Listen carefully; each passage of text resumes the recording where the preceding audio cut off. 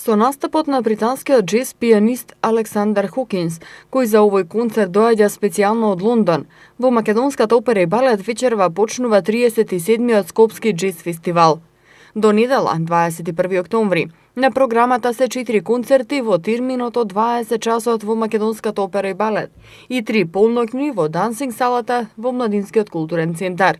Джез пианистот Хокинс, кој се смета за еден од најиновативните и најимагинативните британски пианисти и композитори, покрај солистички настапи има и широк спектар креативни контексти, вклучувајќи го и компонирањето за неговиот квартет и ансамбл, како и во проекти на современи музички лидери.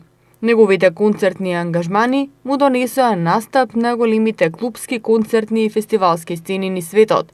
На првата фестивалска вечерва од 22 часот ќе настапи и славниот американски саксофонист Дейвид Мареј со неговиот квартет, кој заедно со раперот и поет Сол Вилијамс ќе го представи проектот Blues for Memo. Со овој концерт Мареј ќе почне својата европска турнеја.